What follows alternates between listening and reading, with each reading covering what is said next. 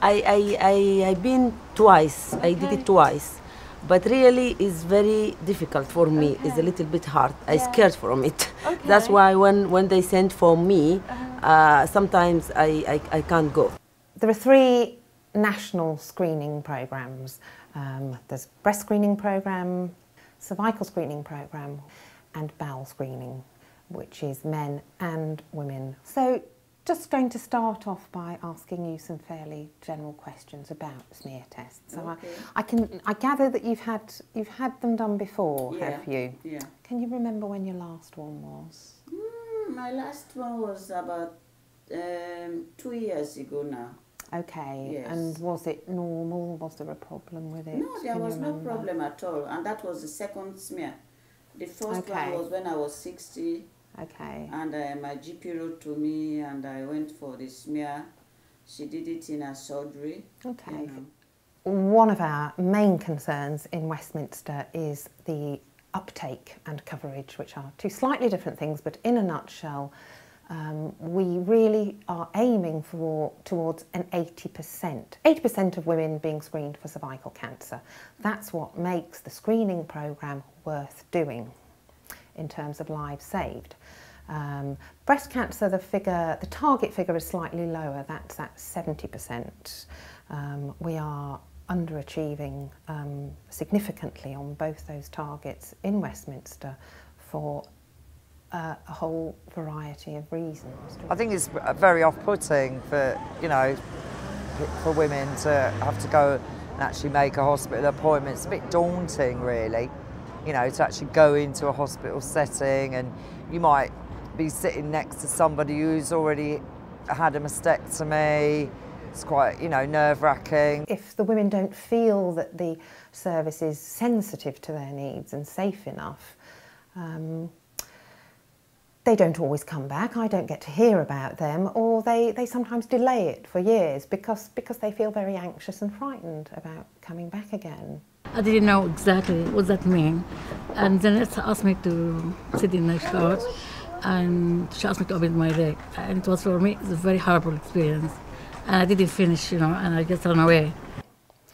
We've got women coming in from countries where screening is not available. In our countries or African countries, we don't have this test for breast or everything about cancer. And when they found the cancer, they found too late. Well, because they don't believe in screening, because of their religion, they don't believe in exposing their body to a third party apart from their husband. In terms of deprivation, ethnicity, health inequalities, the picture is quite interesting with screening because we know that the usual reasons, the deprivation and ethnicity and poverty, those reasons do apply. Women don't understand the screening service as well, they don't understand the literature that we send them, they don't understand the purpose, the benefits of the screening, and I think that we have a whole range of challenges across our populations. So we have a whole range of different reasons why women aren't coming in, and we need to be thinking about a whole range of ways that we approach dealing with that. They were cold, weren't they? So we now use plastic ones, and that's what goes inside your vagina there. That's it. And then that's what I need to open up to actually find your cervix. Mm-hmm. That's your cervix there at the top of your vagina. Okay. And then this is the brush I use, or to one like it, and there's something out there. to scrape. Scrape sounds quite painful. Have they been painful in the past? So really for public health, our role is about promoting the message. Well, we have a nurse who works with us, Thurza White, who is part of the health improvement team of Westminster PCT. And her role is to offer people a health and well-being check. So she does a basic clinical baseline, which she takes the results, she talks through the results with them, and she also sends them to the GP. But the really important thing that she does is firstly, she checks that they actually have a GP in the first place, because if you don't have a GP, you miss out on all the screening opportunities. That won't be covered. And then secondly, she actually talks through what the screening programs are. She can demystify them. She can describe briefly some of the procedures so that she can tell, so that people aren't frightened of what's actually going to happen to them. She can talk about the things that may happen after the screening has been done, the kind of treatments that are available now, and how different it is if you find something early rather than later. And she also may help people to, in terms of how they actually talk to their GP and how they ask questions, because that was one of the things that we found running this programme. So a lot of people don't quite know how to approach their GP, so they go and see them and come out feeling frustrated and not having got the information that they actually wanted. So that's quite an important role in terms of saying how screening is a normal process and is for everybody. And it's actually raising that status, really from poor relation, to something that trips off people's tongues naturally whenever they meet people who are not just in that screening age group, but bearing in mind that children talk to parents and that grandparents talk to children, and actually the messages can come from quite a wide variety of sources. So as part of the community pharmacy contract, pharmacists are required to participate in up to 6 public health campaigns every year.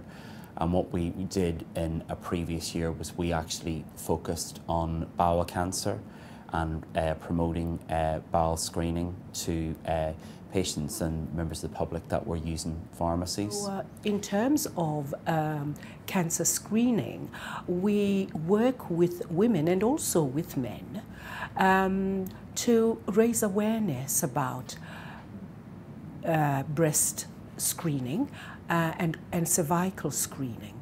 One of the initiatives that the Health Inequalities team is involved in that can help with cancer screening is our Health Trainer programme. As part of that programme, what we do is we train up local residents and give them some skills to work in the community around health. Perhaps they might be out on a healthy walk with people with a walk leader, and they can just be going around with people talking about the benefits of being screened, maybe a little bit about what people might expect when they access a service, and just generally taking some of the fear out of that.